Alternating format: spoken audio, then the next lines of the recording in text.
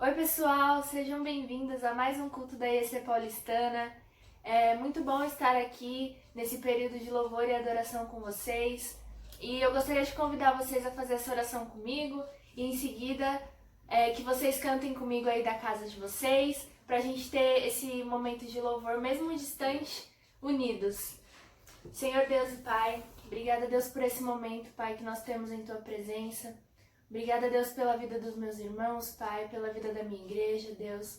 Eu peço que o Senhor cuide de cada um deles, Pai, e que esse culto seja abençoado, Pai, e que, em nome de Jesus, todos sintam a sua presença, Pai.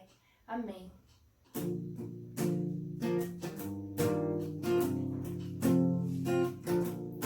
Jesus, em Tua presença, reunimos-nos aqui, contemplamos Tua face e rendemos-nos a Ti, pois um dia a Tua morte trouxe vida a todos nós e nos deu completo acesso ao coração do Pai. Jesus, em Tua presença, reunimos-nos aqui, contemplamos Tua face e rendemos-nos a Ti, pois um dia a Tua morte trouxe vida a todos nós e nos deu completo acesso ao coração do Pai. O véu que separava já não separa mais. A luz que outrora apagava agora brilha e cada dia brilha mais. Só pra te adorar e fazer teu nome grande e te dar o louvor que é devido. Estamos nós aqui, Jesus, em Tua presença, reunimos-nos a Ti, contemplamos Tua face e rendemos-nos a Ti, pois um dia a Tua morte trouxe vida a todos nós e nos deu completo acesso ao coração do Pai. O véu que separava já não separa mais. A luz que outrora apagava agora brilha e cada dia brilha mais. Só pra te adorar e fazer teu nome grande e te dar o louvor que é devido. Estamos nós aqui.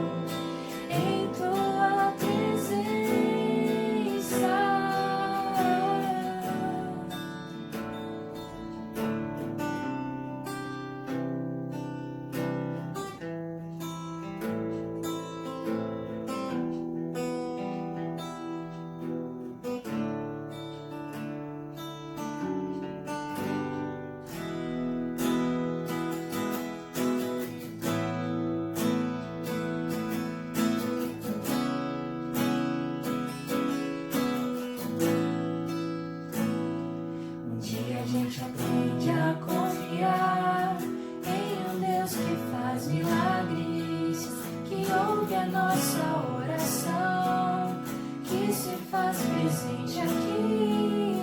Um dia a gente aprende a andar, um passo só de cada vez, mas sem duvidar,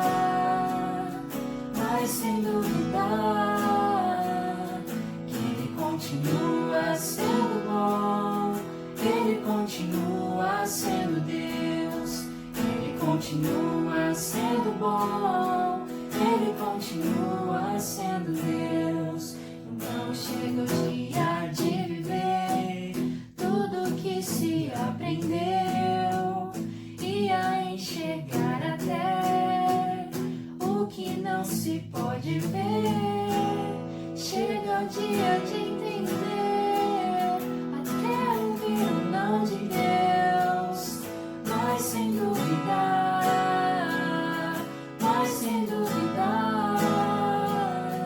Ele continua sendo bom, Ele continua sendo Deus, Ele continua sendo bom, Ele continua sendo Deus, Ele continua sendo bom, Ele continua sendo Deus, Ele continua sendo bom, Ele continua sendo Deus.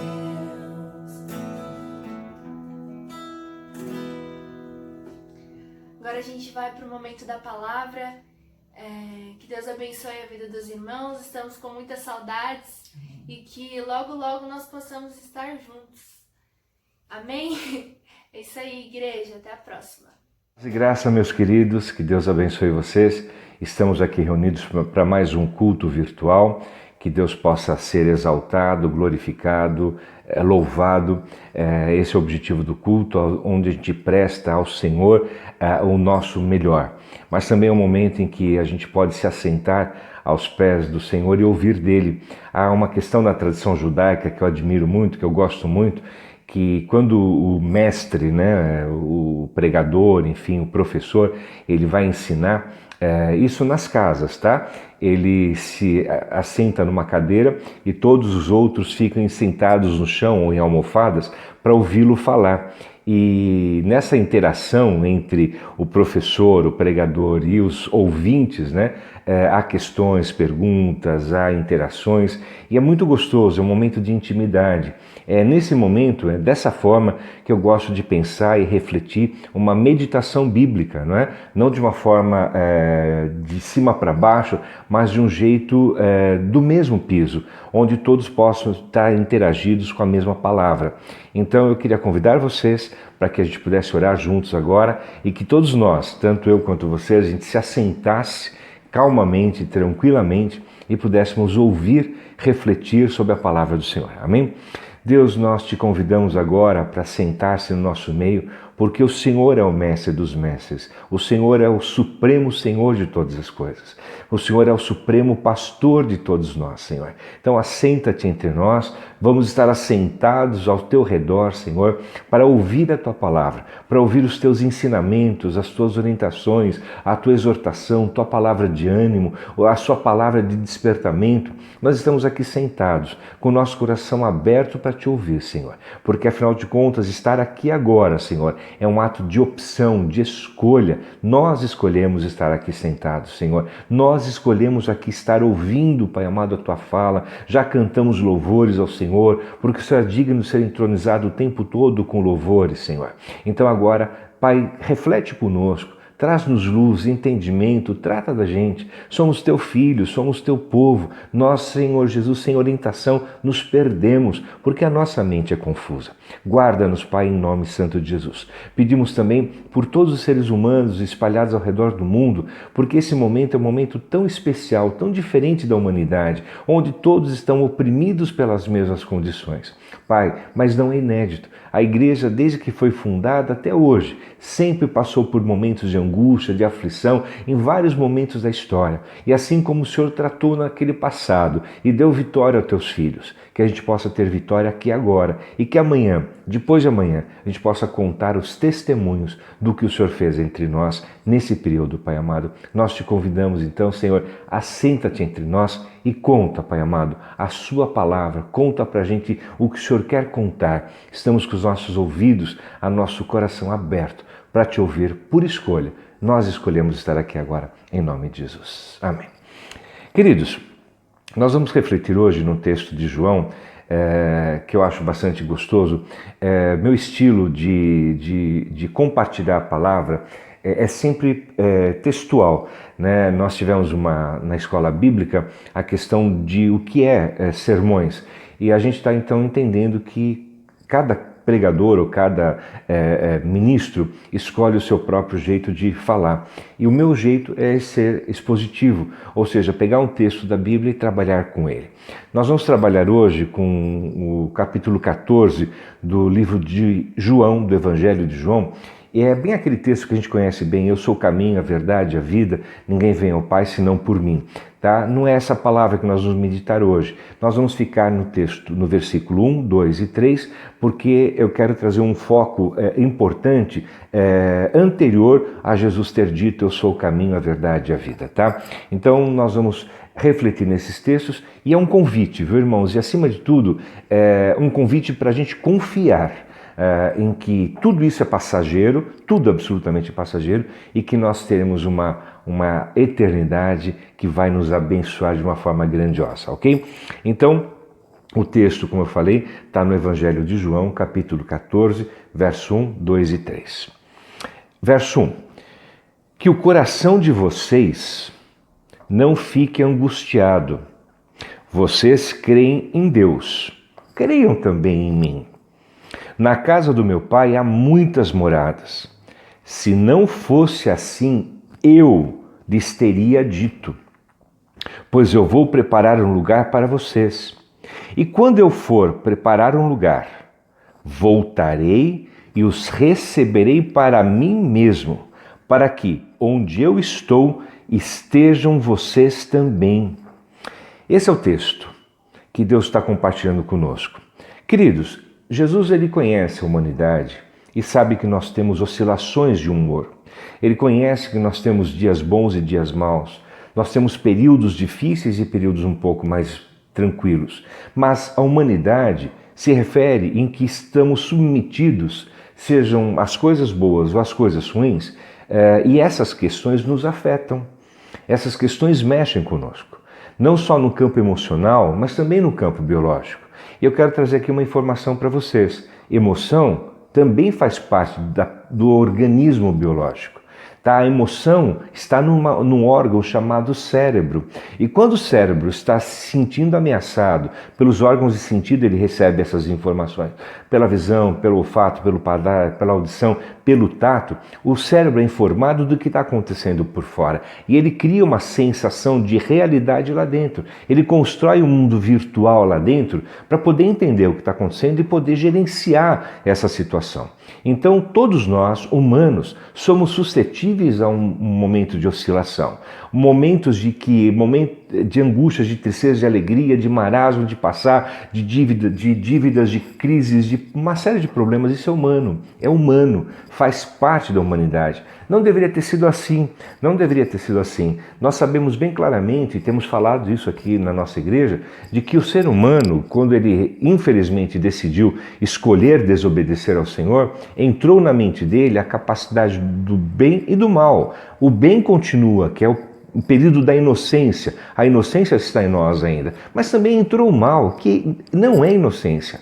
A questão do não ser inocente implica em sensação de culpa, em sensação de erro, em sensação de ter feito algo errado, em sensação de ficar frustrado, de ficar escravizado de vícios, ficar escravizado de sentimentos ruins, de sentimentos que não são apropriados, nos tornamos vingativos, nos tornamos egoístas, porque achamos que tudo é conosco, é por nós, ou é para nós, se falam de nós, se nos olham, estão nos acusando, e as pessoas acabam partindo, às vezes até para confronto, porque aqui na mente imaginou que qualquer coisa estava contra ela. Um egoísmo no sentido nocivo da palavra, porque você tem um egoísmo possível, por isso que a gente toma banho, a gente come, a gente se relaciona com pessoas, porque nós precisamos que o nosso ego seja suprido de coisas boas. Mas o nosso ego também, infelizmente, é bombardeado por coisas ruins, por coisas más, na verdade. E esse mal a gente tem que conhecer, viu, queridos? Para a gente poder vencer uma batalha, a gente tem que saber qual batalha é. Para eu vencer um problema, eu tenho que saber qual o problema é. E a nossa mente está submetida tanto a sensações e emoções e razão boa, como estamos submetidos a sensações, emoções e razões equivocadas, de falácias, de enganos. E a gente precisa saber qual lado deve prevalecer dentro da gente. Daí porque o texto de Gálatas fala de discernimento também. Então, queridos, aqui ele está falando, Jesus está dizendo que o coração de vocês, é óbvio que aqui a palavra está implicando em sentimentos, está falando de sensações. Nós estamos sujeitos a emoções. E emoções existem positivas, existem negativas, como existem as neutras. Então nós temos essa gama de emoções que acabam nos comprometendo muitas vezes. Então ele conhece, olha, que o coração de vocês não fique angustiado. Quando ele diz coração, é treinar a mente para saber quando estamos angustiados. Ele não está dizendo aqui anestesiado, né? Ele não está dizendo aqui, olha, você deixa de sentir as coisas, você fica aí desligado da tomada, em stand-by. Não é isso. Ele está dizendo, olha, entenda, você está em angústia, mas a angústia não é o fim das coisas. Ela é o começo de outras. Ou seja, quando a gente tem discernimento do que está acontecendo naquele momento, do que estamos passando, qual a situação que está acontecendo, por que aquelas emoções, aqueles sentimentos ou aquela situação está nos provocando alguma coisa, quando sabemos o motivo disso, nós sabemos encontrar a solução. Quando temos um problema, sabemos a solução. Quando não temos um problema, como achar uma solução? Então aqui ele está dizendo, não fique angustiado. Ele reconhece que nesse texto, que nós somos submetidos à angústia, o nosso coração fica submetido à angústia. E o que é angústia, irmãos? Aqui no texto grego, né, no original grego, está dizendo perturbado, comprimido, sabe, desconfortável, irritado, cansado, enfadado, sabe, indo e vindo, as coisas não estão bem, a sensação não é confortável, a sensação não é tranquila. Ele reconhece isso. Aí o antagônico, ou seja, a solução do problema de um coração angustiado é crer em Deus. A solução de um coração angustiado é crer em Deus. Simples, assim. Então eu sei que tem uma angústia, eu sei que eu estou oprimido, estou desempregado, estou com problema de saúde, estou com problema de dinheiro, estou com problema de relacionamento pessoal, estou com problema de existencial, para que minha vida faz sentido, por que eu vivo, qual a vantagem de tudo isso, enfim, essas coisas que estimulam o lado negativo do cérebro da gente, negativo entre aspas, né? Lembra do bem e do mal, lá em Eva, né? Então, o bem e o mal fica excitando a gente para sensações ruins, evocando a gente a se defender de uma forma ruim também. E a angústia é um sentimento ruim que fica excitando esse lado do cérebro da gente, dizendo, olha, reage, foge, bebe, fuma, mata, sequestra, se joga da janela. Enfim, o cérebro da gente fica maquinando pensamentos maus. Mas a solução desses pensamentos maus é fé em Deus. Essa fé é certeza das coisas que se espera e que não se vê. É convicção, é razão, é lógica. É a lógica do 1 mais 1 igual a 2. É algo que faz sentido, é algo que tem claridade. Então eu tenho angústia, eu vou colocar a minha angústia submetida à fé. A fé é lógica, a fé é racional, a fé não é uma emoção. Tá? Não é uma emoção, é o lado oposto da angústia ou da alegria, né? Toda vez nós podemos colocar todas as nossas emoções debaixo da fé, inclusive as sensações boas. Alegria, paz, conforto, comunhão, amizade, tudo que é sentimento bom a gente também pode colocar submetido à fé, porque a fé é racional. Então, queridos, quando localizamos um lugar, um foco de problema, de dificuldade, onde eu estou angustiado, a solução disso é ter fé em Deus. E Jesus, como ele estava no início do seu ministério de pregação, ele também acrescenta, porque ele queria que as pessoas entendessem que ele, Jesus, e Deus eram a mesma pessoa. Né? E ele estava se apresentando como Deus também. Então ele fala, creiam em Deus, mas creiam também em mim. Queridos, para pensar. Se nós temos 3 Deus que colegiadamente trabalham a nosso favor, eu tenho três estruturas positivas para tratar da minha angústia. 3. Porque Deus Pai trata, o Deus Filho trata e o Deus Espírito trata. Não estamos sozinhos e nem abandonados quando temos fé. Então, quando está no momento de angústia, quando a gente está vivendo um momento de perturbação, a palavra angústia também serve perturbação. Perturbação é turbado, né? É como se tudo tivesse agitado, tivesse confuso, sabe aquele mal-estar de tudo atrapalhado, que a gente não discerne, está tudo bagunçado. Nós temos Deus, fé em Deus, que racionalmente nos auxilia a superar, passar pelo momento da angústia, ou até suportar a angústia, viu, irmãos? Tá? A gente viu isso com Jó. Depois nós temos o próprio Jesus, creiam também em mim. E quando Jesus foi para a eternidade, e ele fala aqui na oração sacerdotal do próprio livro de João, o que ele fez? Ele orou pedindo para que viesse o Espírito Santo. Então, queridos, diante de uma angústia, nós temos 3 alicerces espirituais para nos colocarmos lá, para embasarmos esse momento de dificuldade. Então nós temos o Deus Pai, Deus Filho e Deus Espírito Santo, para uma angústia só. Então, para um coração só, nós temos 3 alicerces de proteção, 3 alicerces de confiança. E quando Jesus fala uma coisa, e é aqui que eu quero ficar também, eu acho interessante, na casa do meu Pai há muitas moradas. Ou seja, onde Deus tem preparado o lugar da eternidade, tem um lugar para você. Tem um lugar bom para você. Nesse condomínio espiritual tem um lugar bonito, agradável para você viver.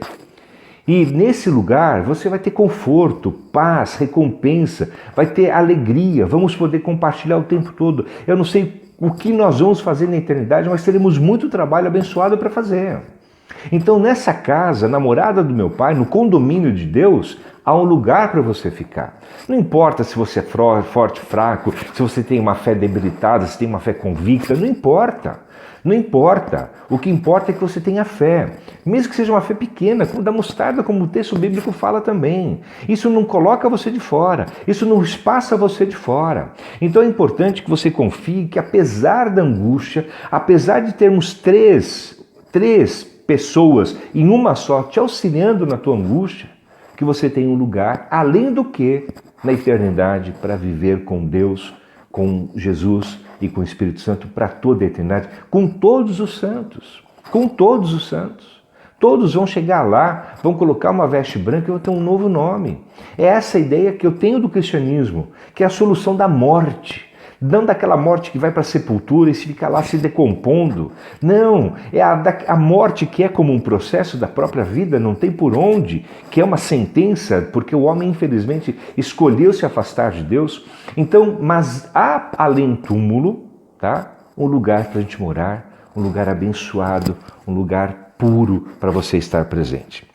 Então ele deixa bem claro, né, que há muitas moradas. Aí ele diz uma coisa que eu acho muito interessante, irmãos. Se não fosse assim, ou seja, se não houvesse no condomínio de Deus morada para todos eles, eu vos teria dito, eu vos teria falado. Ou seja, se não houvesse salvação, se não houvesse morada espiritual, se não houvesse Nova Jerusalém, se não houvesse lugar para a gente morar depois da morte, Deus não teria permitido que Jesus falasse disso. E como Jesus falou, ele está trazendo isso para além do que uma promessa. Ele está trazendo isso como uma certeza. Se não houvesse morada na eternidade, eu teria dito para vocês que não há. Mas ele disse o contrário. que há uma morada, que há um espaço, que há que nesse condomínio tem um lugar para você, um lugar abençoador. Irmãos, fora de qualquer padrão humano e corporal, porque na eternidade os corpos serão gloriosos e a gente não sabe como será. Então, mas será muito além do que qualquer coisa mais maravilhosa que você possa imaginar. Muito maior do que você possa imaginar. E esse texto diz exatamente isso, né? Que se caso não houvesse essa morada, ele não teria dito isso. Então, se não fosse assim, eu lhes teria dito. Olha que pacto bonito que Jesus tem com a gente. Ele está afirmando, há um lugar para você. E quando eu for preparar um lugar, aqui, irmãos, ir preparar o lugar significa, sabe aquele construtor que vai averiguar se a construção ficou bem feitinha? Lembra que Deus descansou no último dia? Tá? Jesus agora vai vir e vai revisar, né, os lugares. Essa casa tá boa, olha, aqui vai ser a casa do Sérgio. Eu não vou ter esse nome lá na eternidade, você também não vai ter seu nome lá na eternidade, vai ser mudado. Eu não sei qual é o meu nome novo, estou ansioso até para ser. Uma das coisas que eu tenho curiosidade é que quando eu for entrar para Nova Jerusalém, qual nome que eu vou ter? Né? Um novo nome é uma nova pessoa, é uma nova expressão de mim, né? Eu tô doido para ver isso, eu quero ver isso. Não é que eu quero morrer não, irmãos, eu quero viver na eternidade. Não é morte, é vida, na eternidade com um novo nome. Então quando chegar lá, vai estar lá um lugarzinho preparado de Deus, Jesus vai falar, opa, esse lugarzinho aqui, esse cafofo aqui, serve bem para o antigo Sérgio Máscolo. Vai caber bem para ele vai ficar feliz aqui, é do jeito dele, ele gosta daqui. Então ele vai preparar. Preparar significa conferir se tudo tá bom para você. Gente, você consegue perceber isso? Um Deus cria uma casa para você, um Deus cria. Um Deus vai averiguar se essa casa é boa mesmo, tá bacana para você viver. E o Espírito Santo vai estar lá perfumando esses lugares. Você se deu conta disso? Para uma angústia aqui na Terra, nesse momento do século XXI, você vai ter 3 bênçãos grandes de cada uma das pessoas da Trindade, da Trinidade, a favor de você, irmãos. Então, ele diz assim que vai preparar o lugar, e voltarei. Irmãos, voltar é aqui a palavra, tá? Ele vai voltar. Então, não é porque ele ficou aparentemente vazio que ele não vai voltar. O retorno já está preparado. O retorno de Jesus já está preparado. O retorno da vinda dele já está preparado para você e para mim. O retorno está dado. Voltarei e os receberei para mim mesmo. Sabe quando o dono da casa fica na casa, sabe, na porta da casa esperando os convidados chegarem? Assim, eu voltarei e receberei para mim mesmo. O Senhor Jesus vai ficar na porta para te receber. E sabe o que ele vai fazer? Ao invés de dar o cumprimento de mãos, vai te dar a coroa da vida. Só isso. Só isso. Coroa da vida. Eu fico imaginando essa cena, né? De Jesus vai receber cada um de nós como o anfitrião ou o dono do condomínio que vai dividir o condomínio dele com todos nós, porque ele é o filho verdadeiro, nós somos adotivos, e ele vai dar uma coroa. Coroa significa você vai ser representado como alguém que é de Deus. E essa coroa tem um significado vida. E nessa vida não tem mais morte, não tem mais rancor, não tem mais choro, não tem mais tristeza, não tem mais opressão, pobreza, riqueza, branco, negro, não vai ter mais nada disso.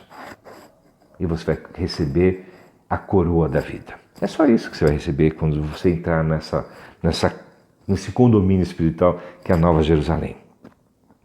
E aí ele diz uma coisa que eu encerro por aqui. Para que onde eu estou, vocês estejam também. Companhia eterna, permanente. Não é a companhia de alguém que falha, que erra, como nós quando somos carentes de pessoas nos sentimos solitários e sozinhos. Aonde eu for, vocês estarão também. Nós faremos parte da turminha, do grupo de Jesus. para sempre. E aonde Ele for, nós estaremos juntos. Irmãos, essa é a solução da angústia. Essa é a solução da angústia. Essa é a solução da morte, essa é a solução da doença, essa é a solução do problema, essa é a solução dos problemas políticos, dessas falácias políticas que vêm sobre nós, sobre os nossos enganos mentais, o nosso coração enganoso. A solução de tudo isso é crer em Deus, crer em Jesus, no Espírito Santo e saber que, apesar de Jesus ter ido, Ele foi para administrar, preparar o lugar. E Ele volta. E quando Ele voltar, Ele vai receber você na porta de entrada com uma coroa na sua vida. E aonde Ele estiver, você vai estar junto. Essa é a solução da angústia. Essa é a solução da dificuldade. Essa é a solução da perturbação. Essa é a solução da decepção. Essa é a solução da raiva, da tristeza, de ter sido abandonado, de ter sido negligenciado, de ter sido abandonado, de ter sido injuriado, caluniado, de ter sido roubado, de ter sido sequestrado, de ter tido um tipo de doença, Covid, câncer, seja o que for. Resolve-se aqui. O coração de vocês não fique angustiado. E Ele está dizendo, porque lá na frente, só recompensa. Só recompensa. Reconheço que é difícil ter angústia, mas a angústia tem solução. Racionalmente aqui na terra, confiando em Deus. Confiando em Deus. A despeito de qualquer sofrimento, confiar em Deus. Mas quando Jesus voltar, nós seremos levados para Ele. E antes de entrar na Jerusalém eterna, roupa nova, nome novo, e conforme a gente for entrar em Jerusalém, o anfitrião dessa casa, desse novo condomínio, será Jesus. E o presente que você vai ter para toda essa perturbação vital será uma coroa de vida para o resto da eternidade. E aonde Jesus estiver, você vai estar presente. Confia. Nós temos que confiar que na eternidade, na entrada da Nova Jerusalém, todo choro, toda lágrima cessará. Toda angústia, toda tribulação, toda depressão vai acabar. E nós vamos poder ter alegria e paz eterna que nós nunca sentimos anteriormente. Vamos orar? Senhor, eu te agradeço em nome de Jesus, porque o Senhor é um Deus que faz conosco um contrato que eu creio piamente que é verdade. Minha fé, a certeza daquilo que eu espero e não vejo, está confiada, Senhor, de que o Senhor está preparando agora o lugar da eternidade para todos nós, do passado, do presente e dos que virão ainda no futuro. Obrigado por esse eterno plano de amor. Que o Senhor nos ajude, Pai amado, a entender que a nossa angústia tem 3 tratamentos diferentes. Deus Pai, Deus Filho e Deus Espírito Santo.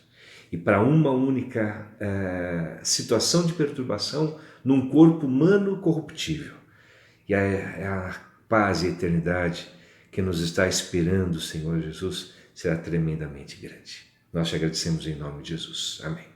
Queridos, nos vemos semana que vem, culto de Santa Ceia. O presbítero Edson vai estar ministrando, não percam, hein? Vai arrasar. Paz do Senhor, queridos. Boa semana. Até mais.